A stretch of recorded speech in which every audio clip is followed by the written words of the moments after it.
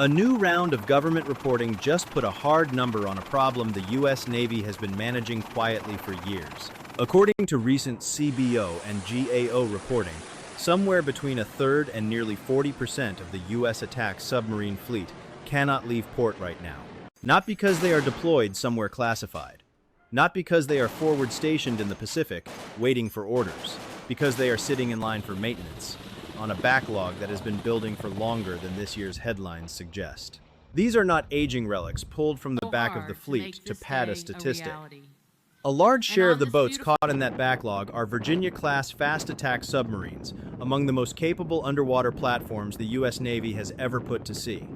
This report did not create that number. It just gave the public a recent figure to attach to a problem that has been compounding for years, one shipyard backlog at a time, largely out of public view. Recent CBO and GAO reporting is the latest data point, not the start of the story. This is not a story about a submarine that failed underwater. It is a story about everything that has to work on land just to keep one of these submarines in the water in the first place. The Virginia class was built to dominate the ocean, and by every available metric, it does. What keeps a third to nearly 40% of the fleet sitting in port has nothing to do with that underwater design. It has to do with what happens after the boat comes home for its scheduled maintenance period, and how few places in the entire country are actually equipped, staffed, and licensed to do that work. Strip away the headline number, and the equation underneath it is simple to state and uncomfortable to confirm on camera. The U.S. Navy built one of the most advanced submarine fleets on the planet, then routed almost all of its long-term upkeep through 4 public shipyards that were never sized for the maintenance backlog they are now carrying. That is the operational blind spot this video is built around. Not the boat under the water, the dock it has to come home to. Everything that follows is an attempt to walk that blind spot from a headline percentage to an actual, specific cause. Welcome to EST Documentary. Here is what the maintenance data actually shows once you follow it past the headline percentage. A Virginia-class attack submarine cost the U.S. Navy somewhere between $3.4 and $4.3 billion to build, depending on the build batch and configuration. For that price, the Navy gets a hull that runs near silent against passive sonar detection, can stay submerged for months at a stretch, and never needs to refuel for the entire service life of the boat because it runs on a sealed nuclear reactor instead of conventional fuel. That underwater endurance is not exaggerated for the cameras. A Virginia-class boat genuinely does not need a fuel stop the way a surface ship or a diesel-electric submarine does. And its acoustic signature genuinely is difficult to track at range. Crew endurance and food stores become the real limiting factor on how long a single patrol can run, not the reactor itself. None of that capability is in question anywhere in this video, and none of it is the point this story is actually about. What is in question is what happens once that same submarine has to surface and come home for its scheduled nuclear maintenance period. The exact feature that gives it unlimited range, a live nuclear reactor sealed inside the pressure hull, also means only a small number of facilities in the entire country are legally certified to open that compartment and work on it. That is not a small detail. It is the single fact that connects everything this video is about to walk through. The strength underwater and the constraint on land come from the same piece of engineering. That is where the false security in this story starts to crack, and it is the hinge the rest of this video turns on. Here is the constraint nobody puts on a recruiting poster. Only 4 facilities in the entire United States are licensed to open a submarine's nuclear reactor compartment for maintenance. Portsmouth, Norfolk, Puget Sound, and Pearl Harbor. That is the full nuclear-certified maintenance capacity for the largest submarine fleet in the world, and a significant share of that physical infrastructure, the dry docks themselves, dates back to World War II. It helps to be precise about what these 4 facilities actually do, because it is easy to blur them with a different part of the submarine industry. Private shipyards like Electric Boat and Huntington Ingalls build new Virginia-class hulls from scratch. They are not the bottleneck this video is describing. The 4 public shipyards do a different job entirely, keeping existing submarines already in the fleet alive through their nuclear-certified maintenance periods. New construction and ongoing maintenance are 2 separate systems, and this story is about the second one. Those 4 public shipyards are also short-staffed, and the labor shortage is not a footnote to this story. CBO and CRS reporting point to workforce gaps as one of two main drivers, alongside aging infrastructure, behind a maintenance backlog now running somewhere between 33 and 40% of the fleet, depending on the quarter and which report you read. Run the numbers. Take that percentage against a roughly 4-8 hull attack submarine force, and it lands in a range of 16 to 19 boats unavailable at any given time. Not because of anything wrong with the submarines themselves, but because of how few places in the country are allowed to work on them, and how few certified people are currently staffed to do that work once a boat actually arrives at the pier. The burden of that staffing shortage does not disappear into the steel of the hull once a boat ties up. It moves directly onto the welders, machinists, and nuclear-certified technicians who are already splitting limited hours across a backlog that 4 shipyards were never built to absorb on their own, let alone absorb at this scale. How strong is a submarine fleet, really, if the most vulnerable part of the entire equation is not the hull underwater, but the 4 shipyards certified to keep it diving in the first place? Here is what that backlog actually does to a single boat's schedule once it enters the queue. A standard nuclear maintenance period that is supposed to run on a fixed, pre-planned timeline can now stretch 24 to 48 months past that schedule, 2 to 4 times longer than planned, according to a 2026 CBO report on submarine maintenance delays. When a delay runs that long, the Navy has a name for what comes next: cannibalization. Pulling parts off one submarine that is already stuck inside its own maintenance window, in order to keep a different submarine moving toward its own deadline. It is a documented, sanctioned maintenance practice, not a breakdown in discipline or a sign of panic.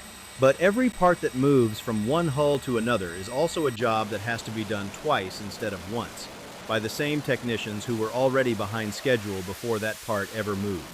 That double workload is the part of the equation that rarely makes it into a budget hearing soundbite. The hidden cost of a 4 to 8-month delay is not just calendar time sitting on a chart. It is man-hours, spent and then spent again, by maintainers who do not get more hours in the workday just because the backlog in front of them got longer. Each cannibalized boat also resets part of its own maintenance clock once the missing component eventually gets replaced, which means a single delay rarely stays contained to one submarine. It can ripple forward into the next boat's schedule too, and the one after that, the same way a single late flight can back up an entire airport schedule one gate at a time. The part that is easy to miss from a budget table is that none of this shows up as a single dramatic failure. It shows up as a maintenance period that quietly runs long, on a boat most of the public never hears about, repeated often enough that it becomes the normal way the system operates rather than the exception to it. Multiply that single boat's delay across the entire fleet, and the shape of the problem changes from a maintenance story into a readiness story. According to GAO and USNI News reporting, 16 or more attack submarines out of a roughly 4-8 hull fleet are grounded at the same time, close to a third of the entire force, sitting in port simultaneously. On any given day, this data was collected. There is no single failure driving that number. No one shipyard accident, no one canceled contract, no single bad decision a committee can point to and fix in one hearing. It is small maintenance stress, repeated across dozens of hulls and 4 already overloaded facilities, compounding quietly into a fleet-wide pattern instead of a one-time incident anyone can isolate. That distinction matters for how you read this problem. A single broken submarine is a maintenance story, the kind that resolves itself once the part arrives and the crew rotates back. A third of the fleet grounded at once, year after year, on a backlog that does not meaningfully shrink between reports, is a structural one, and structural problems do not get solved by fixing one boat at a time. None of the individual numbers behind that pattern look dramatic on their own. A few months added here, one technician short there, a part borrowed from a neighboring boat. It is the accumulation across dozens of hulls, repeated quarter after quarter, that turns ordinary maintenance friction into close to a third of the fleet sitting idle at once. What matters more in a long-term standoff? A fleet that can theoretically do almost anything on paper, or a fleet that is actually present and available the next time the alert comes in? The fix is not cheap, and it has not been fast either. The Navy's answer to this bottleneck is the Shipyard Infrastructure Optimization Program, a 2-0-year effort. The Navy originally priced at $21 billion back in 2018 to modernize all 4 public shipyards at once, replacing dry docks and equipment that have been in continuous use since before most of today's submariners were born. Pearl Harbor was supposed to be an early proof of concept for the rest of the program, the test case that would show the rest of the effort could be planned and priced accurately. This is where the bill arrives.